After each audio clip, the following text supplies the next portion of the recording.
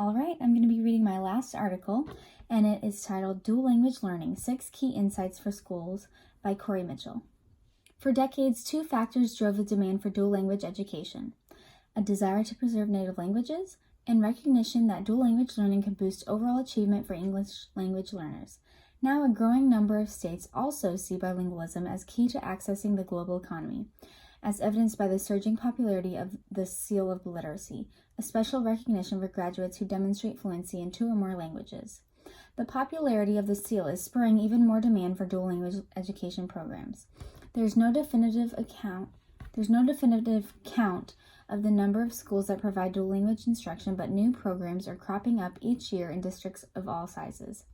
The New York City schools alone have more than 100 dual language programs, but schools in at least 40 states and the District of Columbia also operate programs.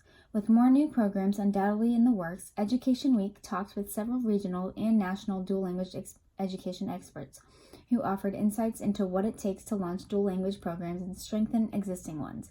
Here are some excerpts from those conversations edited for clarity and length. What resources do you need to start a dual language program?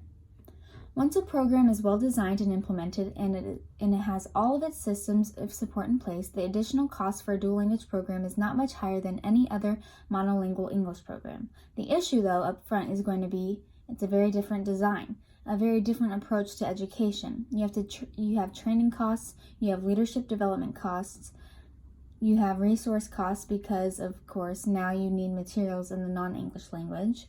That takes a while for districts to reach that capacity where now their budgeting is going to be able to ensure sufficient materials to support instruction in both languages. That takes some time. It depends on where you are in the country as to how much that startup cost will be. Here in New Mexico, we would say that the cost could be somewhere between $30,000 and $60,000 per school for the first 3 years of design and implementation. That would be a starting point. And that quote is from David Rogers, Executive Director from Dual Language Education of New Mexico. Spanish is the most dominant target or non-English language offered in dual programs, but districts now offer a broader array of languages to learn. What are some of the challenges districts may encounter with those lesser taught languages? There's a level of investment that a district has to make to be able to provide the core materials in those languages, because you just can't go to Vietnam and buy the standard curriculum that's used in school there. Nor could you do that for Chinese or any other language, because it has to be really aligned with Common Core state standards. First of all, for us is to figure it out. What is our content allocation? What are we going to be teaching in the partner language versus what are we going to be teaching in English? And then our goal is to try to provide those materials in an equivalent and rigorous way. Sometimes that involves buying materials that are out in the field and adapting those. Sometimes that means developing them ourselves. Sometimes that means translating the English material. Just like any good educational program, you have to invest in the curriculum, the professional development, to make it work well for kids. And that was from Michael Bacon, Director of Department of Dual Language, Portland, Oregon Schools. How can schools with dual language programs emphasize the importance of both languages? Sometimes what we see is that the target language is the only represented in classrooms, and that doesn't give the appropriate idea about the dual language program. When one decides to adopt a dual language program, both languages should be integral throughout the school, should be present throughout the school. Both in the corridors, but also in the meetings, in staff development, etc. Both languages should be present, and it should be obvious. Signs are in both languages, things are happening in both languages, but that also gives students the idea that both languages are valuable. Sometimes school districts don't. It's one of the things that is first noticeable. So English is typically all over the place, and the other language, well, it's within the classroom, but hardly anywhere else. That's from David Nieto, Executive Director from Bueno Center for Multicultural Education, University of Colorado. When helping districts establish dual language programs, is there a big misconception that you have to work to dispel early on? One of the big myths about implementing these programs has to do with the mindset that little children are just open to a second language, that it's just easy for them. It's schooling, and so schooling after a certain point gets difficult, and so you have to have people understand that this is not just an enrichment program or a foreign language option. This is a complete shift of the child's core program, and it's developed so that kids really do become literate in both languages. So it's not business as usual with this little overlay called a second language. It has to be redefined so that everyone understands that we're going to teach language arts in English, but we're also going to teach language arts in Spanish. So it's not 45 minutes a week. It's a minimum of half a day every single day. And that's from Rosa Molina, Executive Director from the Association for Two-Way and Dual Language Education, based in Santa Cruz County, California. All right. How can educators, even those working outside of classrooms, support dual language education?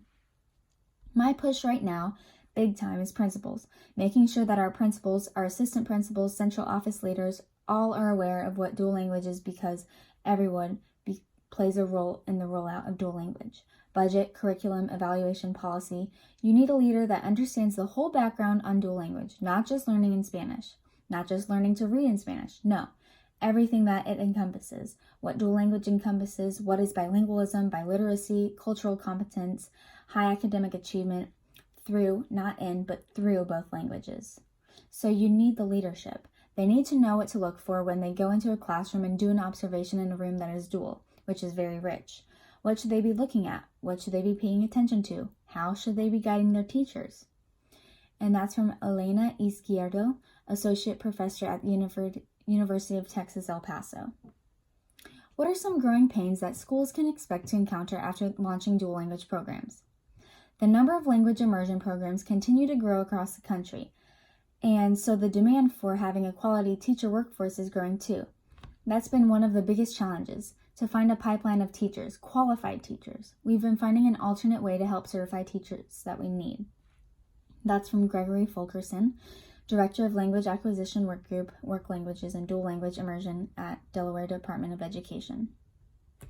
And finally, the last question was, are there other examples of growing pains that schools may not anticipate? Another perhaps growing pain in districts kind of struggling to realize what they need, or when they need to add additional people to their staff that they may not have had in the place before. We're finding that right now, right around the transition from second grade into third grade, we're starting to see districts now start to look for special education teachers who have bilingual ability. We want to make sure that every child is successful in an immersion environment, and should that child need special education services, etc., we want them to be able to receive those services in the immersion language. That's from Lynn Fulton Archer, Education Specialist of Dual Language Immersion, Delaware Department of Education.